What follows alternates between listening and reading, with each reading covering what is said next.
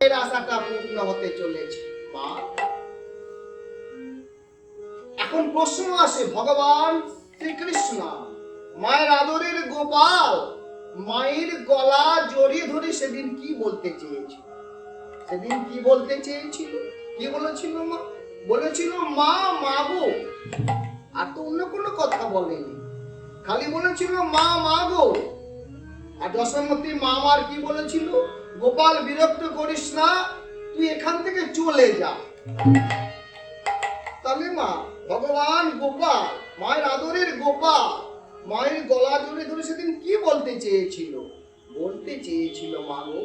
মাগো শব্দে হয়, বাংলার ব্যাকরণে মাগো শব্দে হয় চাওয়া। সেদিন ভগবান কৃষ্ণ অর্থাৎ মায়ের আদরের গোপাল মায়ের গলা জড়িয়ে ধরে সকাল বেলায় বলতে চেয়েছিল, ওগো আমার যশোমতী মা, যেমন করে তুমি আমাকে সত্যযুগে মেঘেছিলে চেয়েছিলে, তাই তো আমি ত্রেতা যুগেতে তোমার কোলে রাম হয়ে এসেছিলাম।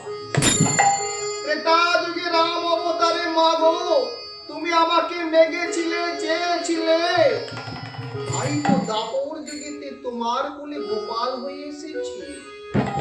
আর এই দাপর যুগে সকাল বেলায় তোমার গলা জড়িয়ে ধরে বলছি মাগো, আমায় তুমি মাগো, নইলে মাগো তোমায় ছেড়ে পরের ঘরে চলে যাব মাগো।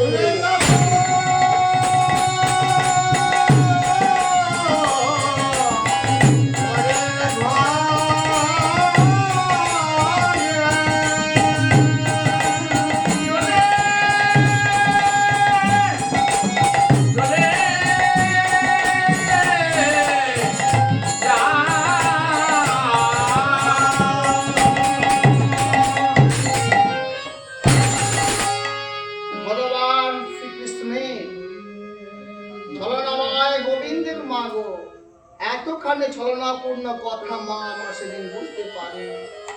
ভাইয়া মা আমার কি বলেছিল? গোপাল বিরক্ত করিস না, চলে যা। আর প্রভু আমার কি বললো? আমি 100 বছরের জন্য চলে যাব। প্রশ্ন আসে, 100 বছরের জন্য কেন? এমন কথা কেন বললো? না, 2 ভক্তের মনোবাসনা পূর্ণ করার জন্য প্রভুর আমার এই ভাব প্রকাশ। 2 ভক্তকে, এক ভক্ত হলো রাধা রানী আর এক ভক্ত হলো শ্রীরাম। মাগো, রাধার সখী রাজানিতাই, রাধার সখী বিরজা ভগবানের কাছে কাঁদে, কৃষ্ণ কাছে কাঁদে। কৃষ্ণ, আমার মনের মাঝে একান্ত ইচ্ছা তুমি একটি দিন, শুধু একটি দিন তুমি আমার কুঞ্জে আসবে, প্রাণ বলে তোমার চরণ সেবা করবে। আমার কি মনোবাসনা পূর্ণ করবে না কৃষ্ণ? ভক্ত প্রাণ ভগবান, ভক্ত কাঁদলে ভগবান কাঁদে, ভক্ত ডাকলে ভগবান সাড়া দেয়। কেমন? বিরজার কান্নায় আমার গোবিন্দ হৃদয় কেঁদে উঠল। তাই কি করল? বিরজার ডাকে সাড়া দিয়ে মা বিরজার ঘরে প্রবেশ করল। আর ওনার মনের মতো বন্ধু ছিল শ্রীরাম। শ্রীরামকে বলল, দেখ শ্রীরাম, আমি বিরজার ঘরে প্রবেশ করছি, তুই বিরজার ঘরে দ্বার রক্ষা করবি। আমার বিনা অনুমতিতে যেন কেউ বিরজার কুঞ্জে প্রবেশ করতে না পারে। মনের মতো বন্ধু শ্রীরাম গোবিন্দ চরণে প্রণাম দিয়ে মা বিরজার দ্বার রক্ষা করছে। আর প্রভু আমার বিরজার কুঞ্জে গিয়ে বিরজার প্রেমে একেবারে পাগল হয়ে গেছে। আর বিরজা হৃদয় ভরে আমার গোবিন্দের বড় সেবা করছে। ঠিক এমন সময় হলো কি জানে, এটা একটা বিচিত্র ঘটনা ঘটে গিয়েছিল। কি ঘটনা? না, দেবর্ষি নারদ, নিত্যদর্শী দেবর্ষি নারদ, যিনি প্রতিদিন আমার গোবিন্দকে দর্শন না করে জলগ্রহণ করেন না, ওই দেবশ্রী নারদ প্রভুকে দর্শন করতে গিয়ে দেখছেন প্রভু আমার বিরজার কুঞ্জে বিরজার প্রেমে পাগল হয়ে গেছে। দেবশ্রী নারদ কি করলো জানেন মা? এই সংবাদটা বৃন্দাবনের রাধার কানে পৌঁছে রাধার কানে পৌঁছে দেবার জন্য কি করলে না বিনা যন্ত্রে হরিগুণ গান করতে করতে ওই বৃন্দাবনের পথে। তাই তো কথাকর্তা বলছেন বিনা যন্ত্র বাজে না রে বৃন্দাবনে যায় বিনা যন্ত্র বাজে না রে বৃন্দাবনে যায় বিনা যন্ত্র বাজে না রে বৃন্দাবনে যায়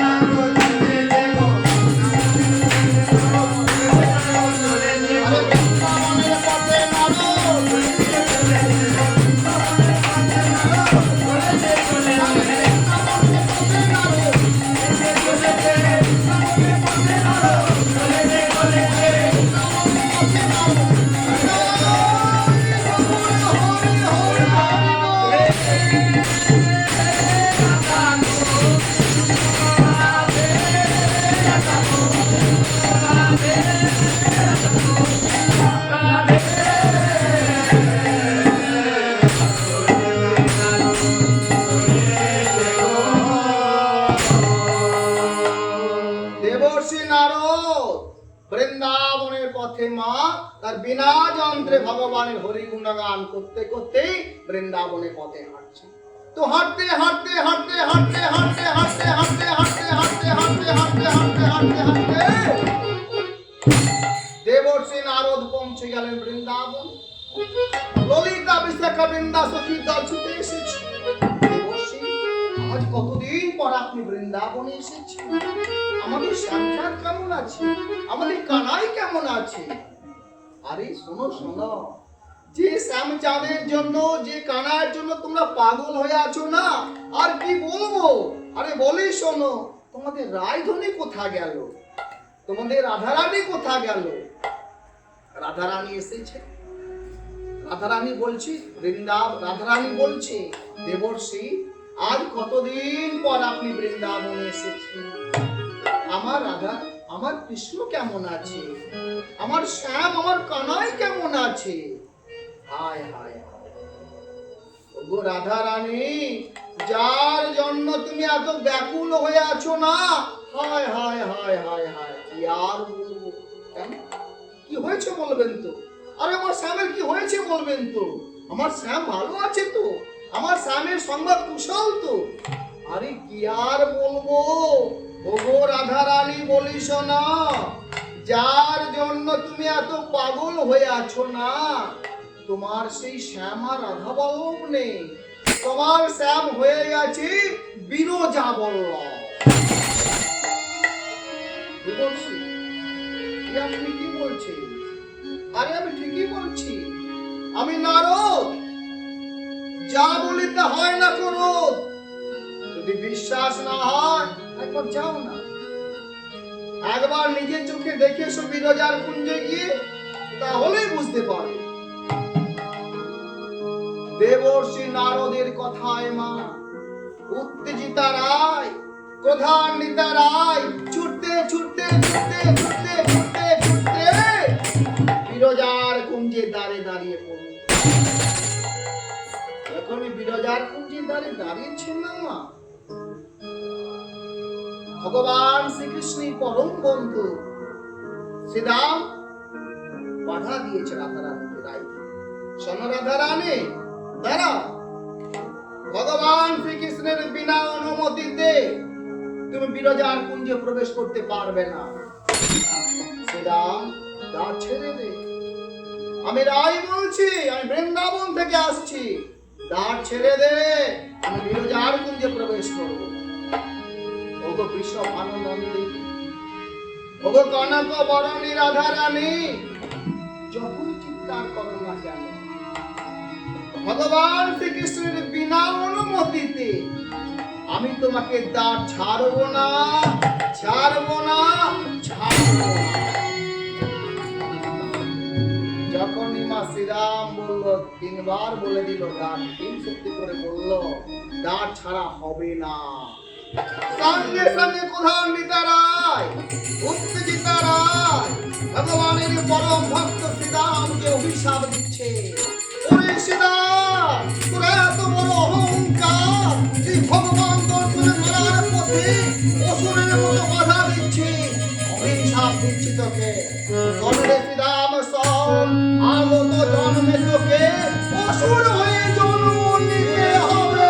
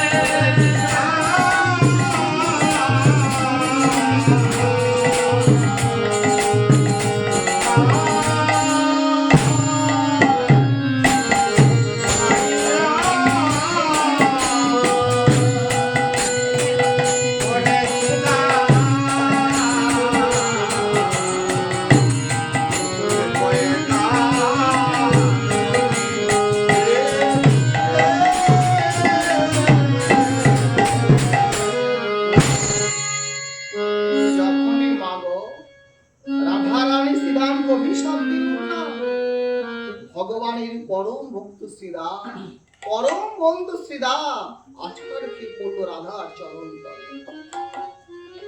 রাধার চরণ দুটি বুকের মাঝে জড়িয়ে ধরে নয়নে জলে কাঁদছে আর বলছে, রাধে কি তুমি আমাকে কি অভিশাপ দিলে? তুমি যে আমাকে লঘু পাবে যে গুরু দণ্ড দিয়ে দিলে। ওগো রাধা রানী, আমি নিরপরাধী। এই নিরপরাধী শ্রীরামকে তুমি এত বড় অভিশাপ দিও না। আমি অপরাধ করি, আমি শুধু কৃষ্ণের কথা রাখার জন্য আমি তোমাকে বাধা দিয়েছি। ওগো রাম, অভিশাপ ফিরিয়ে না, আমাকে কৃষ্ণ কাছ থেকে কেড়ে নিও না। কৃষ্ণ যে আমার পরম বন্ধু, তাকে ছেড়ে আমি থাকতে পারবো না। অভিশাপ ফিরিয়ে নাও রাধা। ওগো দয়াল হরি,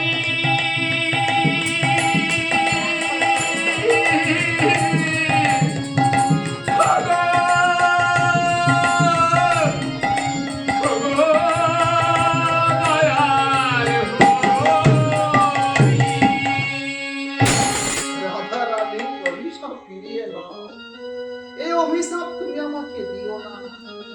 বিরজার কুঞ্জে ভগবান কাঁদছে, দ্বারেতে ভক্ত কাঁদছে, বিরজার কুঞ্জে ভগবানও কাঁদতে শুরু করেছে। ভগবানের নয়নের জল দেখে বিরজা বলছে, প্রভু কেন কাঁদছে? কতদিন পর আপনি এলেন আমার কুঞ্জে, আমি কি আপনাকে ঠিক পদসেবা করতে পারছি না? কেন আজ আপনার নয়নে জল? বিরজাটি ভুজলতায় জড়িয়ে ধরে বলছে, বিরজা অনেক আশা নিয়ে তোমার কুঞ্জে এসেছিলাম, কিন্তু কি হয়েছে জানো বিরজা? দ্বারেতে আমার রাধা রানী এসেছে। রাধা উত্তেজিতা ক্রোধান্বিতা রাধা আমার পরম বন্ধু শ্রীরামকে আমারই জন্য হিসাব দিয়েছে, আগত জন্মে তাকে অসুর কুলে জন্ম নিতে হবে। বিরজা, আমি আমার শ্রীরামকে হারিয়ে ফেললাম, আমি আমার শ্রীরামকে হারিয়ে ফেললাম, আমার শ্রীরাম হারিয়ে গেল। বিরজা, আমার শ্রীরাম হারিয়ে গেল। রাধার অভিশাপ বিফলে যাবে না বিরজা, আমার শ্রীরাম আগত জন্মে হবে শঙ্খচূড় দৈত্য।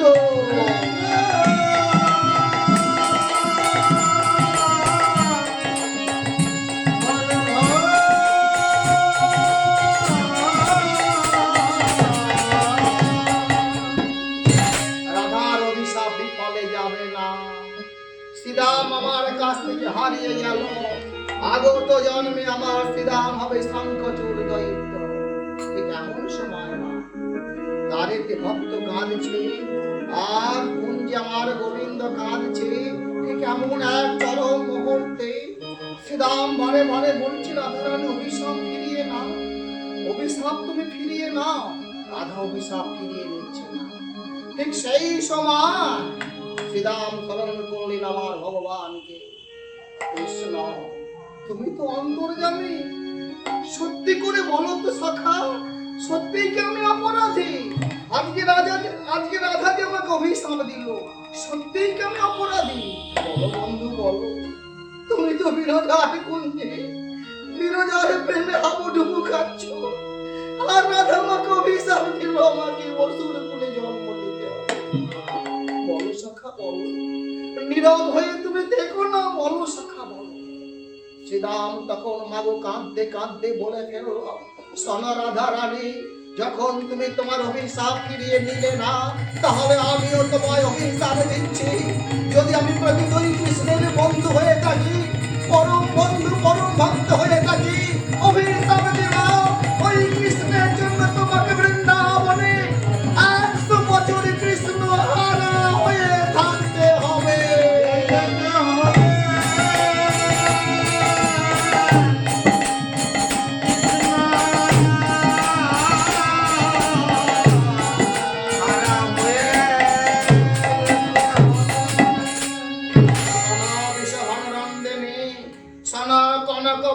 রাধা রানী, তোমাকে আমি আরো অভিশাপ দিচ্ছি, ওই 100 বছর তোমাকে বৃন্দাবনে কৃষ্ণ হারা হয়ে কি করতে হবে জানো?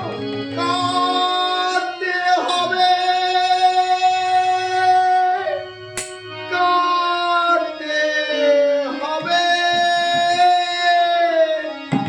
কাঁদতে হবে।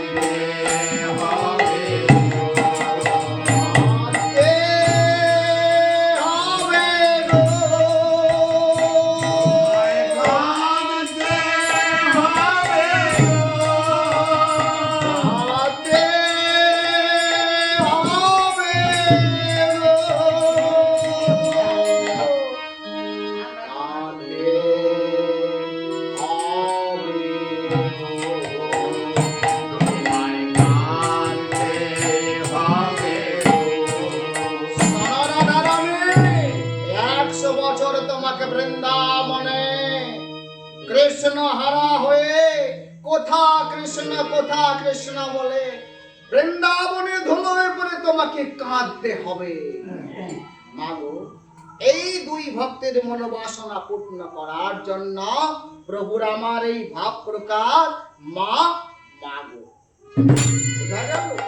যাই হোক, দূর মাঠ থেকে ছুটে এলো, এসে কি করলেন, মায়ের বদনে আবার চুম্বন দিয়ে বলছে, মা ওই দেখো মা, মামা অক্র রথ পাঠিয়ে দিয়েছে, তার ধনুর্যজ্ঞে আমাকে নিয়ে যাবে বলে আমাকে তুমি সাজিয়ে দাও। জনিতাই মামা কংস অক্রমণীকে দিয়ে রথ পাঠিয়েছে, তার ধনুর্যজ্ঞেতে আমাকে নিয়ে যাবে, আমাকে তুমি সাজিয়ে দাও। আরে কানাই, কংস মামা যে ভীষণ অত্যাচারী মামা, না বাধ্য না মা, তোকে আমি যেতে দেব না। না মা, অমন করতে নি মা। শোনো মা, আমি আগামী কালে ফিরে আসবো, আমাকে তুমি সুন্দর করে সাজিয়ে দাও। কাল আসবো বলে মাকে কত কাঁদিয়েছিল। নাচার বন্ধ মায়ের কানাই, মায়ের গোপাল মামা তার কানাইকে সাজিয়ে দিলেন। কেমন করে?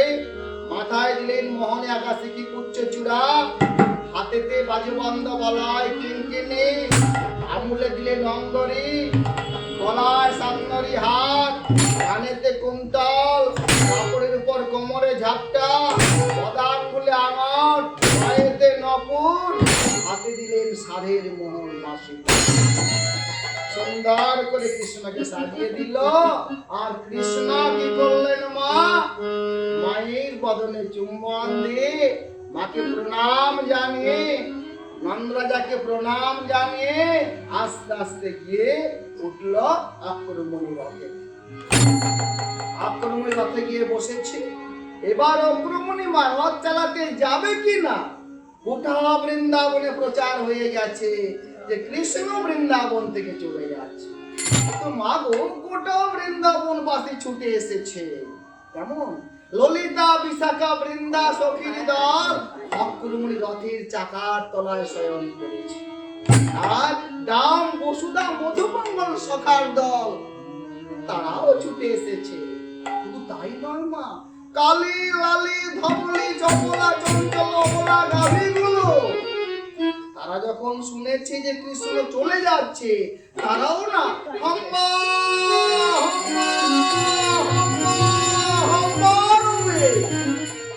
তারাও ছুটে চলে এসেছে। কোথায়?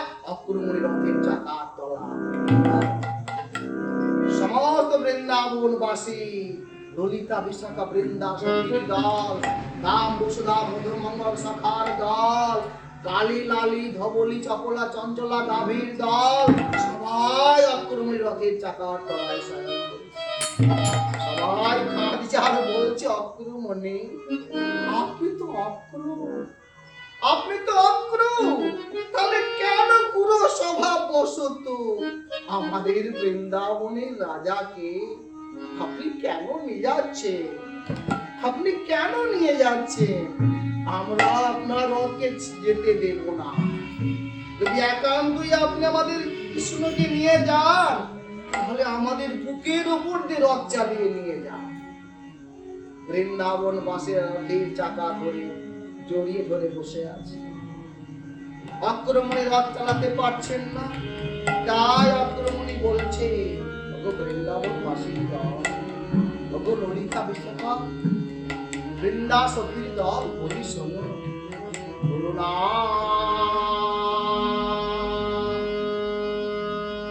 ধরো না চন্দ্র